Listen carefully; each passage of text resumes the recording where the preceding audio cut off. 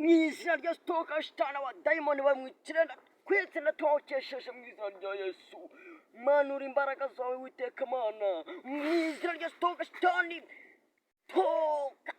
Toka nawe rekura gakinarara Yesu mu izina rya Yesu Kristo.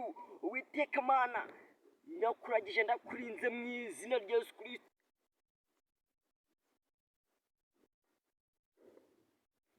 Ngiye kugukubitira iriya mbwa imbujije kwirira icyana, uretse ndaje nkumenagure wa gicucu ndakugira nka sikani ya nkuponda.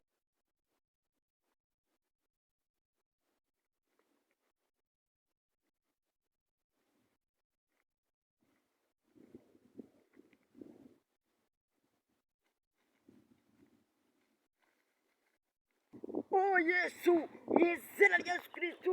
Toka shitani ndakwetse ratakaje mu izina rya Yesu Kristo mu izina rya Yesu.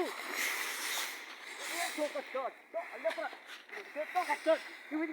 Umuntu uri mu Mana avuga nkaho umuganga yagusenga garuka hano yagusenga. Umuntu uri mu Mana avuga nkaho aranga umuganga. Umuntu uri mu Mana avuga nkaho aranga umuganga. Umuntu uri mu Mana avuga nkaho urabona ukuntu mbujije kwirira cyane.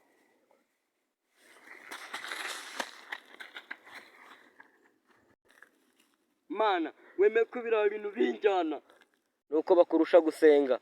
Uwiteka Mana urasura umuntu arusha gusenga Burakurusha gukiranuka.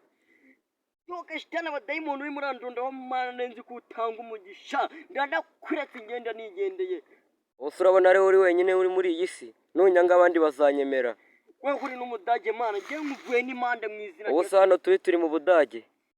sawa nyine uvuga ngo uri umwami wese ubwo uri umwami w'ubusimba.